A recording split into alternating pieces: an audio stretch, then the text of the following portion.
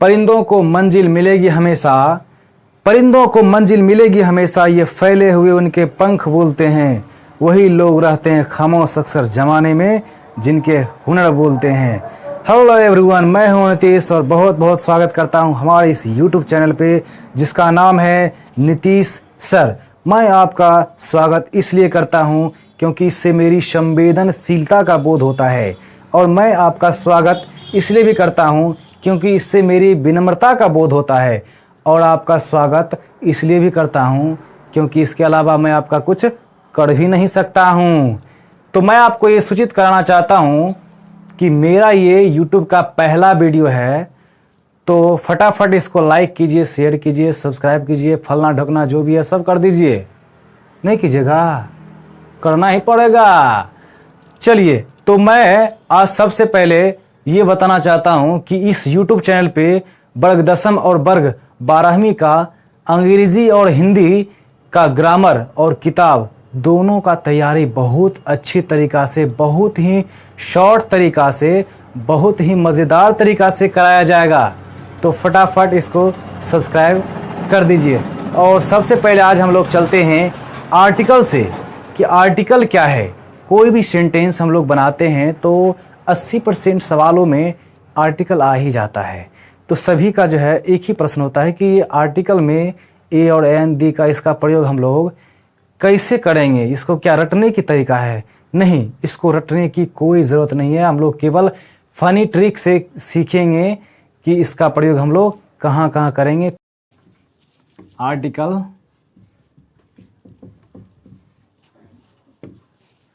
देखिए सबका ये सवाल होता है कि आर्टिकल का परिभाषा क्या होगा। मेन रूप से इसकी कोई परिभाषा नहीं है, इसका हम परिभाषित नहीं इसको कर सकते हैं कि ये परिभाषा ये होना चाहिए, ये होना चाहिए। नहीं, इसका कोई परिभाषा नहीं होता है। केवल इसे ये कहा जाता है कि आर्टिकल एक एडजेक्टिव का भाग है। आर्टिकल एडजेक्टिव का एक भाग है जो संज्ञा से पहले प्रयोग किया जाता है, इसी को आर्टिकल कहा जाता है। आर्टिकल एडजेक्टिव का एक भाग है जो संज्ञा से पहले प्रयोग किया जाता है। अब आपके मन में ये सवाल होगा कि संज्ञा क्या है, तभी तो हमको पता चलेगा कि संज्ञा से पहले हम प्रयोग करेंगे आर्टिकल का। तो याद रखिए, संज्ञा जिस वस्तु को हम देखते हैं, छूते हैं, वैसा वस्तु जो थोड़ा सा भी स्थान घेरे, वो सब क्या है? संज्ञा है। जिस चीज़ को हम देखते हैं, छूते हैं, सब संज्ञा है। जैसे हम हवा को नहीं देख सकते हैं, नहीं छू सकते हैं, तो इसका मतलब ये क्या है कि हवा क्या है? संज्ञा नहीं है। तो हम हवा में इसका प्रयोग नहीं करेंगे। ठीक है।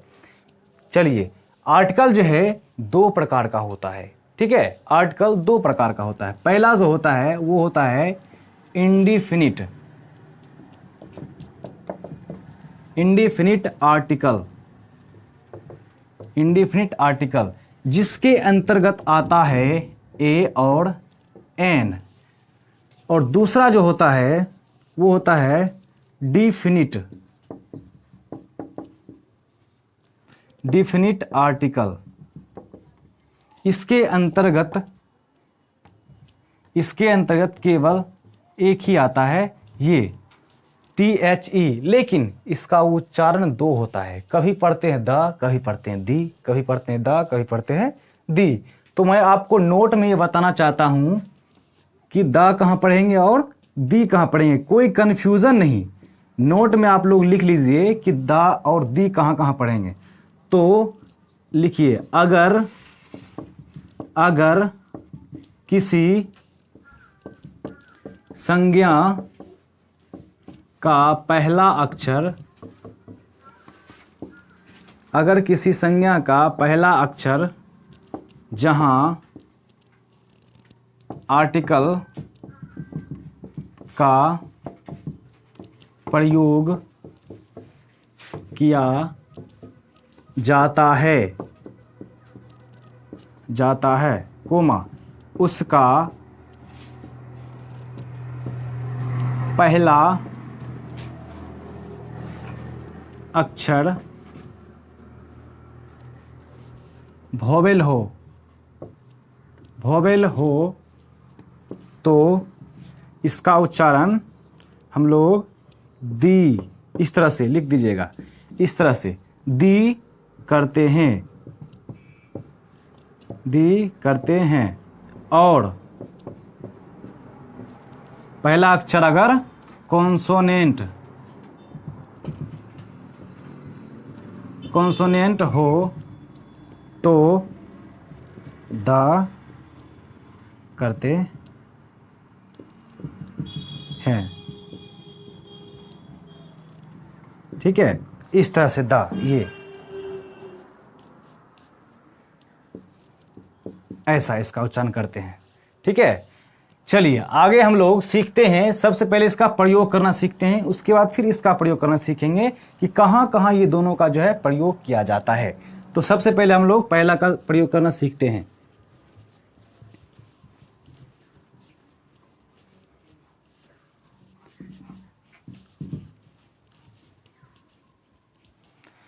देखिए पहला में क्या है, इंडेफिनिट आर्टिकल, और ए और एन का ही, ये दोनों का प्रयोग करना हम लोग सीखेंगे कि कहाँ कहाँ ए का प्रयोग किया जाता है, कहाँ कहाँ एन का प्रयोग किया जाता है। ठीक है, तो इसका प्रयोग करने के लिए हम सबसे पहली शर्त जो होता है, शर्त नंबर 1 को देखेंगे।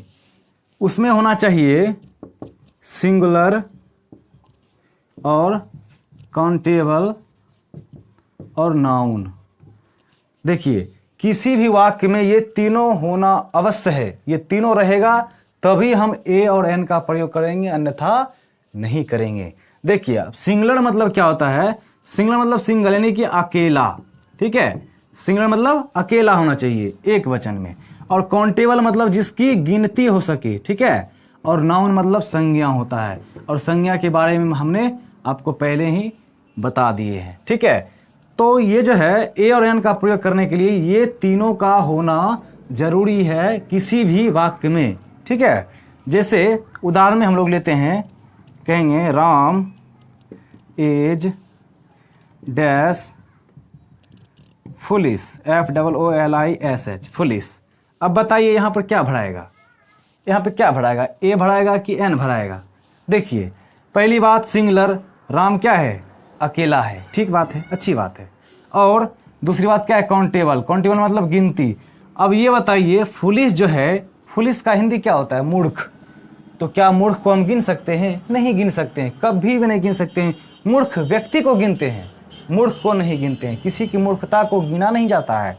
तो इसलिए यहाँ पर हम किसी भी चीज़ का प्रयोग नहीं करेंगे, या नो आर्टिकल। ठीक है, राम इज डैश फुलिश मतलब कि यहाँ पर नो आर्टिकल का प्रयोग किया जाएगा। अब देखिए इसी में अगर जोड़ दिया जाए मैन। ठीक है, Ram is dash foolish man. अब देखिए फुलिश मैन यानी कि मूर्ख व्यक्ति। अब मूर्ख व्यक्ति तो हम लोग गिन सकते हैं, इसमें कोई दिक्कत की बात नहीं है, तो गिन सकते हैं। तो हम यहाँ किसका प्रयोग करेंगे।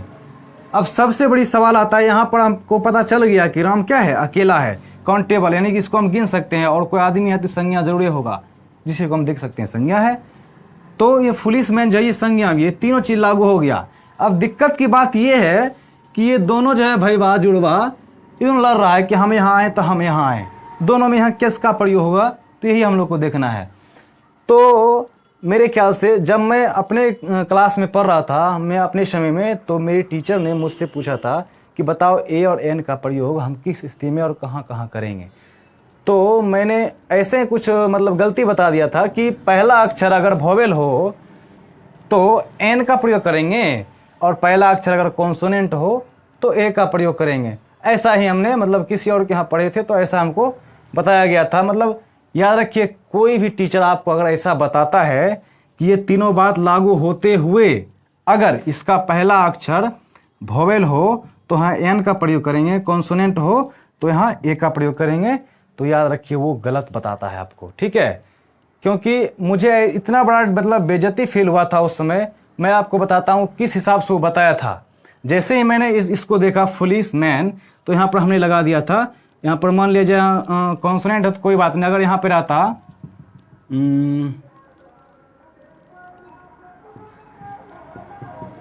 UNIQUE, unique.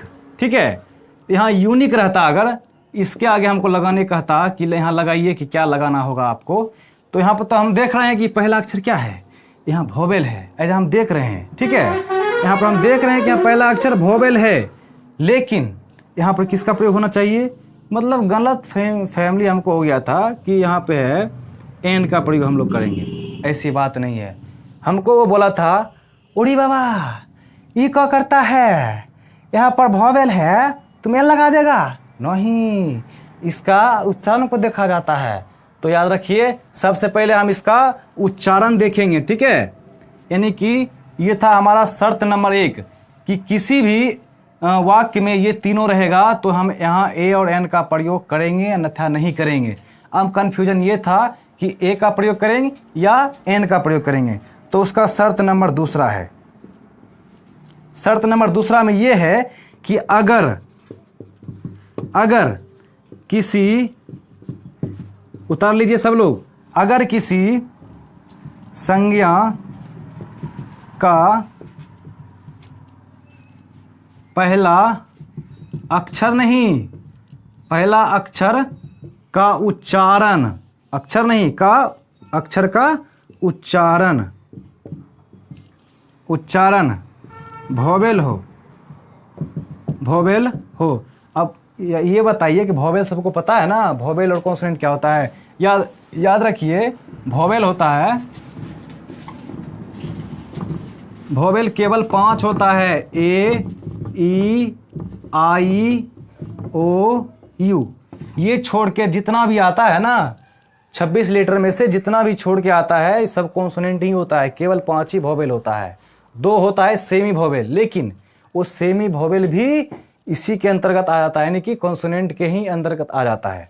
तो याद रखिए कि अगर किसी संज्ञा का पहला अक्षर का उच्चारण वोवेल हो तब यहाँ पर हम एन का प्रयोग करेंगे। ठीक है, तथा कॉन्सोनेंट हो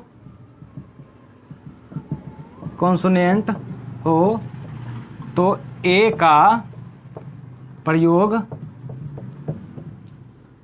का प्रयोग करते हैं, ऐसा होता है। अगर किसी संज्ञा का पहला अक्षर वोवेल हो तथा, याद रखिए, वोवेल कॉन्सोनेंट हो, इससे मतलब नहीं है, वोवेल कॉन्सोनेंट का उच्चारण क्या है ये देखना पड़ेगा हम लोग को। ठीक है, लेकिन ए और एन का प्रयोग करने के लिए ये दोनों शर्त लागू होना चाहिए, दोनों शर्त, एक शर्त से कुछ भी नहीं होगा। ठीक है, पहला शर्त ये होना चाहिए कि वाक्य में सिंगुलर, काउंटेबल और नाउन होना चाहिए, और दूसरा शर्त ये है कि पहला अक्षर का अगर उच्चारण वोवेल हो तो एन का प्रयोग करेंगे, कॉन्सोनेंट हो तो ए का प्रयोग करेंगे। चलिए अब हम लोग उदाहरण में देख लेते हैं कि क्या क्या है इसका शर्त में।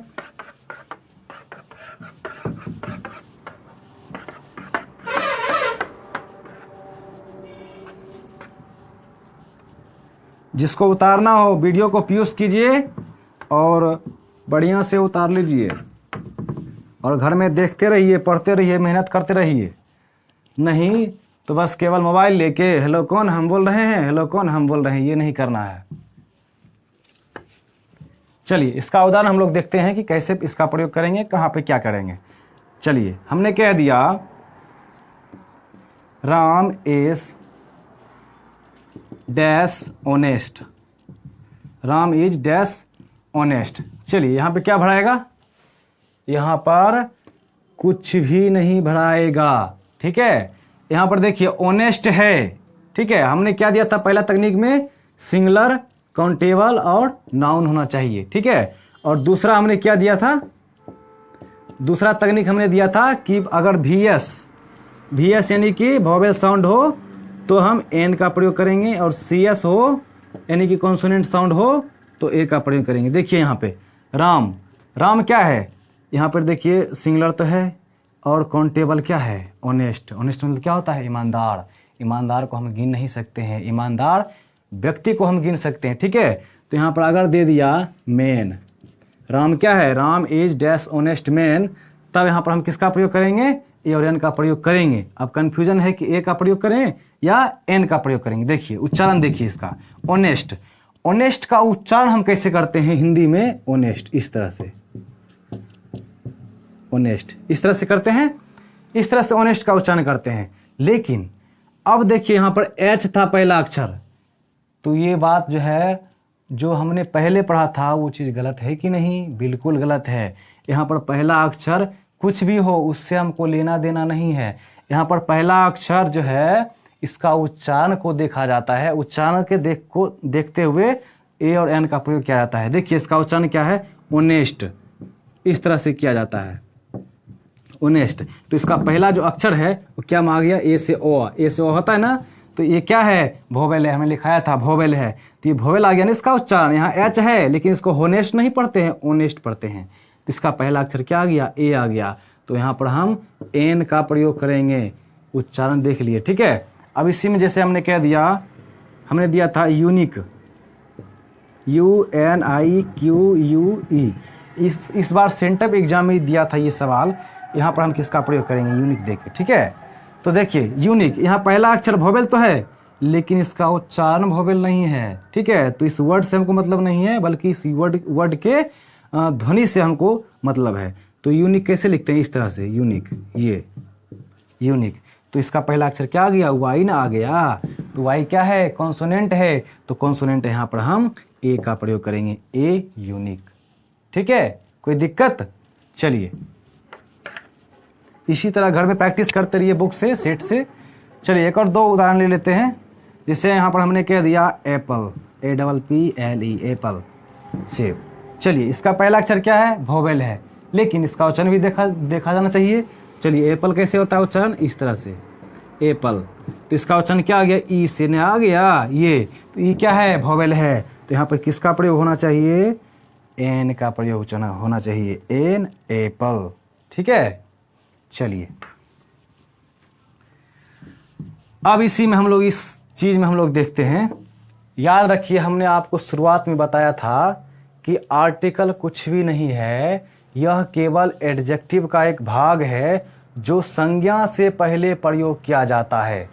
तो बताइए ये जो ओनेस्ट है ये संज्ञा है क्या? नहीं, ये संज्ञा है। तो यहाँ पर हम इससे पहले हम इसका इस्तेमाल क्यों कर रहे हैं? इसका इस्तेमाल हम यहाँ न करते, इसे यहाँ क्यों हो रहा है? तो देखिए तकनीक इसका क्या है। ट्रिक में हम लोग मानते हैं ये है लड़की, ठीक है, ये है लड़की, ये, और ये क्या है? इसका बॉयफ्रेंड, ठीक है, यानी कि शॉर्ट में लिख देते हैं BF, बॉयफ्रेंड, ठीक है। और ये क्या है? इसका हस्बैंड, HB, हस्बैंड मतलब जिसका बैंड हंसुआ लेके बजाता है सब लोग, उसे हम हस्बैंड कहते हैं।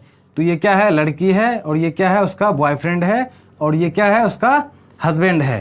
तो देखिए इस लड़की का शादी जो है इससे हो गया, तभी तो ये हस्बैंड कहलाता है, इससे हो गया, लेकिन इसका मन जो है इस ससुराल में नहीं लग रहा है। तो ये है तो यहाँ, लेकिन इसका ध्यान कहाँ है? इसके बॉयफ्रेंड पे। तो बताइए ये तो है तो यहाँ, लेकिन जी रही है किसके लिए? इसके लिए। तो देखिए क्या होता है? लागल लागल रिननिया में धाका बलम कलकत्ता ले चली। देखिए यही होता है।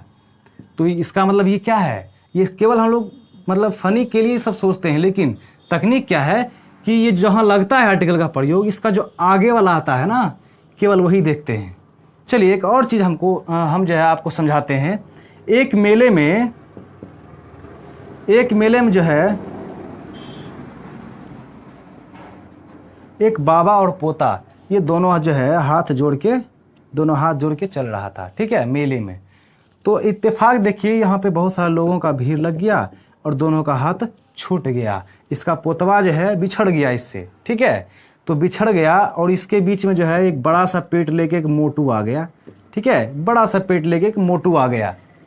तो देखिए ये जो है अपने पोता का, मतलब मान लीजिए जिसका नाम रोहन था, अपने पोता को बुला रहे, रोहन तुम कहाँ हो, रोहन तुम कहाँ हो। तो ये जब कुछ बोला कि मैं यहाँ हूँ दादाजी, तो ये कुछ जब बोला तो जब पीछे देखता है तो सबसे पहले इसको नज़र कौन आता है? सबसे पहले ये मोटू नज़र आता है। इसका ध्वनि इसके पास आ रहा है, इससे मतलब नहीं है, लेकिन इस सबसे पहले इसको नज़र कौन आता है? आगे में मोटू। तो याद रखिए मतलब ये है हमारा ए और एन, और ये है क्या है? ऑनेस्ट। ये मोटू है ऑनेस्ट और ये मैन है ये। इसका मतलब ये जहाँ आर्टिकल का प्रयोग होता है जब आगे वाला शब्द जो है ना, मतलब ये आगे वाला शब्द को देखा जाता है ए और एन का प्रयोग करने के लिए, ठीक है। ऐसा तकनीक है, समझ गए आप लोग। चलिए अब भी अगर किसी को दिक्कत हो तो कमेंट में सवाल लिखिए, मैं आपका उत्तर ज़रूर दूंगा। ठीक है,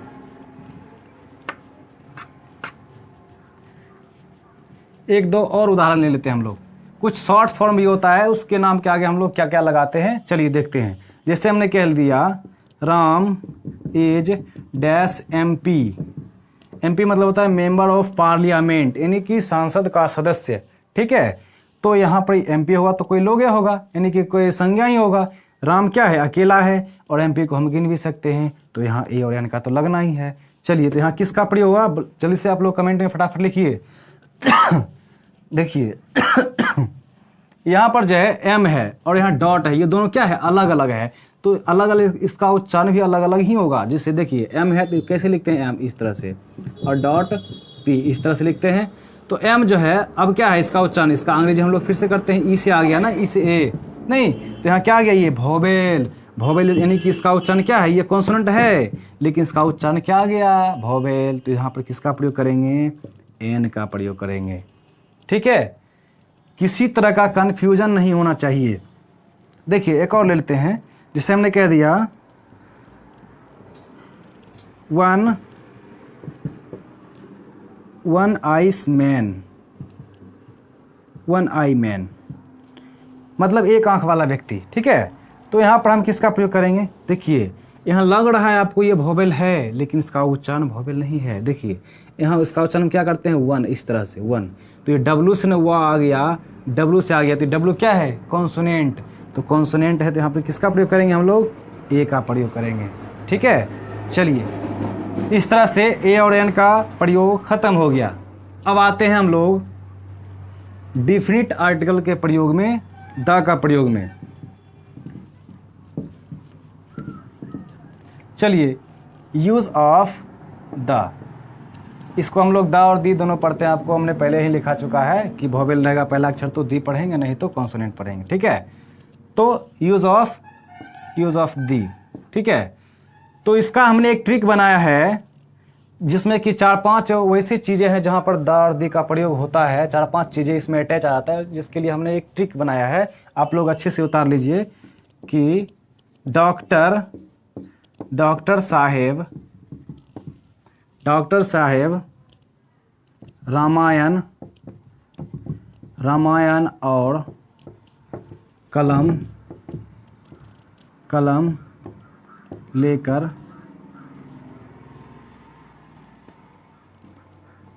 हवा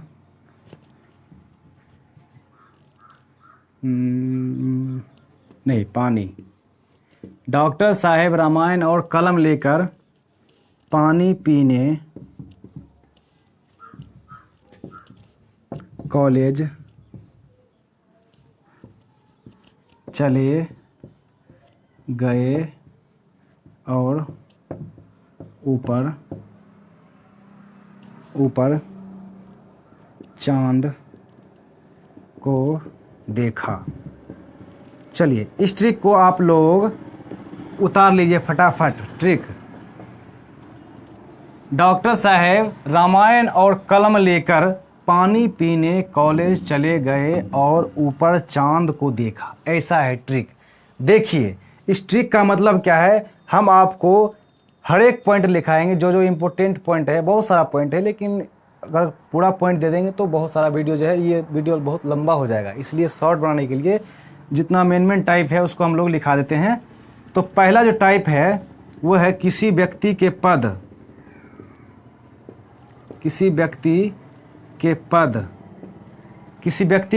के नाम के आगे हम द का प्रयोग करते हैं। जैसे देखिए डॉक्टर, कोई व्यक्ति होगा डॉक्टर, इसीलिए यहाँ पर हम इसके नाम के आगे हम द का प्रयोग करते हैं। जैसे उदाहरण में हम देते हैं द डॉक्टर, ठीक है, the doctor, the engineer, the professor, ठीक है। तो इस तरह से जितना भी पद आएगा, द फादर भी एक पद ही है, क्योंकि किसी बच्चे का बाप होना उसका एक पद ही है कि वो किसी बच्चे का बाप है, तो वहाँ पर भी हम द का प्रयोग करते हैं, ठीक है। उसके बाद है रामायण। तो रामायण क्या है, ग्रंथ है, रामायण एक ग्रंथ है, जैसे रामायण, महाभारत वगैरह वगैरह जो भी जितना भी है, तो ये इसके नाम के आगे हम भी द का प्रयोग करते हैं। चलिए दूसरा तरकीब में क्या है, ग्रंथ। जैसे हम कहेंगे the Ramayana, RAMAYANA, the Ramayana, ठीक है, द रामायणा, द महाभारता, इस तरह से। उसके बाद क्या है, कलम। कलम है क्या, वस्तु है, मानव निर्मित एक वस्तु है। तो हम किसी वस्तु, सब लोग लिख लीजिए फटाफट, किसी वस्तु के नाम के आगे हम द का प्रयोग करते हैं। जैसे हम कह दिया द पेन, इस तरह से, ऐसा हम लोग कर दिए, ठीक है। उतार लीजिए द पेन।